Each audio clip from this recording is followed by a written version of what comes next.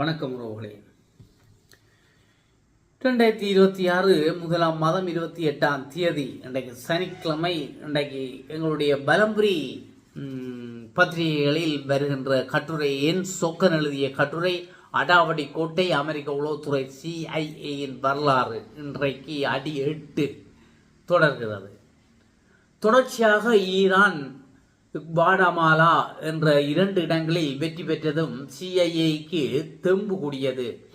இன்னும் கம்யூனிஸ்ட் ஆதரவாளர்கள், அதாவது அமெரிக்காவினுடைய விரோதிகள் எங்கெல்லாம் இருக்கிறார்கள் என்று தேட ஆரம்பித்தார்கள். அப்போது அவர்களுடைய கவனத்துக்கு வந்தது கியூபா பிடல் காஸ்ட்ரோ தலைமையிலான புரட்சி அரசாங்கம் அங்கே அமைந்திருந்தது.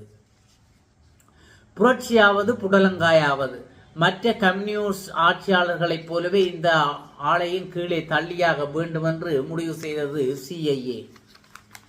அவர்கள் அப்படி தீர்மானித்த நேரம் கொளுத்த ராஜகாலமாக இருந்திருக்க வேண்டும். அப்போது அவர்கள் காலை சுற்றி கொண்ட கியூபா பாம்பு இன்று வரை CIA-யின் சரித்திரத்தில் ஒரு கரும்புள்ளியாகவே தொடர்கிறது.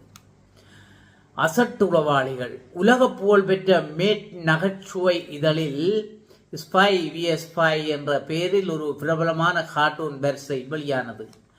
இதில் 2 உளவாளிகள் இடம்பெறுவார்கள். ஒருவர் கருப்பு ஸ்பை, இன்னொருவர் வெள்ளை ஸ்பை. 2 வெவ்வேறு நாடுகளைச் சேர்ந்தவர்களாக சித்தரிக்கப்படும் இந்த உளவாளிகள் ஒருவர் மற்றவருடைய ரகசியத்தை திருடவும் மற்றவர்களை தாக்கி அழிப்பதற்கும் தொடர்ந்து முயற்சி செய்து கொண்டிருப்பார்கள்.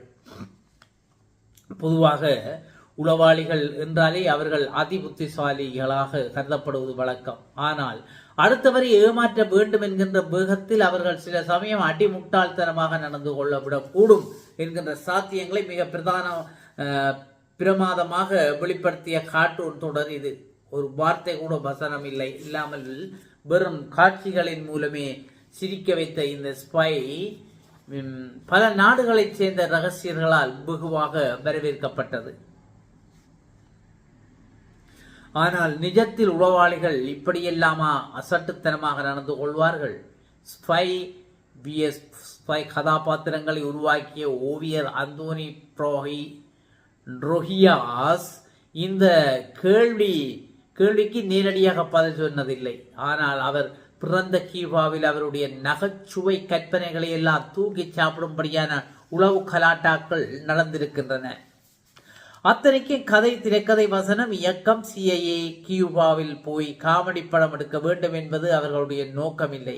ஆனால் அந்நாட்டின் ஆட்சியாளர்கள் பிடல் காஸ்ட்ரோவுக்கு எதிராக அவர்கள் எடுத்த எல்லா நடவடிக்கைகளும் புறப்பட்ட வேகத்தில் கீழே சுருண்டு விழுந்து மண்ணை கவ்வின. காஸ்ட்ரோவுக்கு கியூபா மக்களிடையே இருந்த ஆதரவு அப்படிப்பட்டது.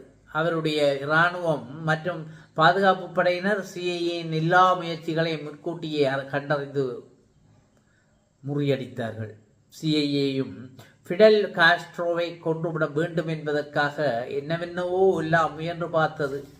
1 2 இல்லை, 1638 முறை பிடல் காஸ்ட்ரோவை கொல்ல முயன்றிருக்கிறது. அப்பா, CIA உலக சரித்திரத்தில் வேறு எந்த தலைவரை கொள்வதற்கும் அத்தனை முயற்சிகளை யாரும் செய்திருக்க மாட்டார்கள். இதெல்லாம் சும்மா வதந்திகள் என்று நினைத்துவிட வேண்டாம். 80 வயது பிடல் காஸ்ட்ரோ சமீபத்தில் எழுதிய ஒரு கட்டுரையில் தனக்கு எதிராக CIA அமெரிக்கா பல கொலை முயற்சிகளை நிகழ்த்தி தோல்வியடைந்ததை உறுதி செய்திருக்கிறார். அது மட்டுமில்லை, கடந்த பல ஆண்டுகளாகவே CIA-யின் ரகசிய ஆவணங்கள் படிப்படியாக பொதுமக்கள் பாவனைக்கு வெளியிடப்பட்டு வருகின்றன.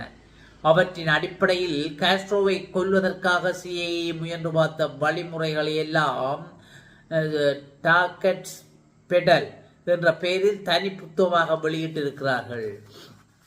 ஹீரோ ஜேம்ஸ் பாண்ட் நாவல் படிக்கிற ஆசையில் இந்த புத்தகத்தை புரட்டினால் வரிசையாக கல்கி, தேவன், கிரேசி மோகன் ரேஞ்சுக்கு நகைச்சுவை காட்சிகள் தான் விழுகின்றன.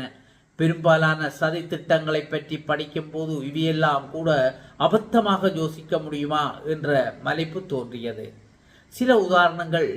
கியூபாவில் புகழ்பெற்ற கவானா சுருட்டு காஸ்ட்ரோவுக்கு மிகவும் பிடித்தமானது. அந்த சுருட்டுக்குள் வெடிமருந்தை ஒளித்து வைத்து விட வேண்டியது காஸ்ட்ரோ. அதை பெற்ற வைக்கும் போது டமார் கடலுக்கு அடியில் நெடுநேரம் நீச்சல் அடிப்பது காஸ்ட்ரோவின் பொழுதுபோக்கு.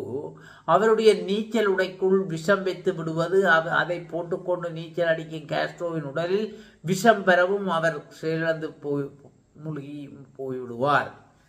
பீனா வடிவ விஷ ஊசி ஒன்றை ஒரு சில ஏஎன்ஜி கொடுத்து அனுப்புவது. அவர் அதை காஸ்ட்ரோவின் உடலில் குத்திவிட்டால் மிச்சத்தை விஷம் பார்த்து கொள்ளும். காஸ்ட்ரோவின் காதலி ஒருவரை தங்கள் வசம் இழுத்துக் கொண்டு அவரிடம் விஷ மாத்திரைகளை கொடுத்தனுப்பியது CIA. காஸ்ட்ரோ காதல் மயக்கத்தில் இருக்கின்ற போது எப்படியாவது அவர் அதை காஸ்ட்ரோவின் சாப்பாட்டில் கலந்துவிட்டால் போதும், சத்தமில்லாமல் வேலை முடிந்துவிடும். பாக்டீரியா கலந்த விஷத்தை காஸ்ட்ரோவின் கைக்குட்டையில் தெளித்து விடுவது.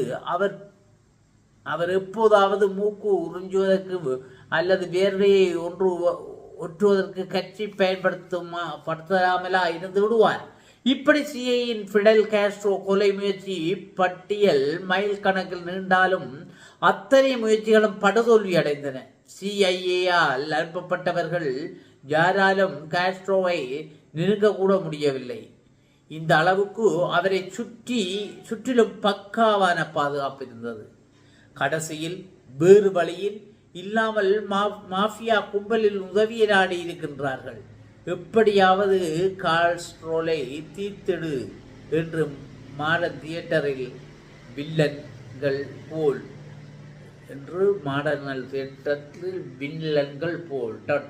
தொடரும். இது நாளையும் தொடரும். அடி 9 நாளை பார்ப்போம். மீண்டும் அடாவடி கோட்டை அமெரிக்க உளவுத்துறை CIA வரலாறுடன் உங்களை சந்திக்கும் வரை உங்களை விடைபெற்றுக் கொள்வது உங்களுடைய அன்பின் முருகன். நன்றி, வணக்கம்.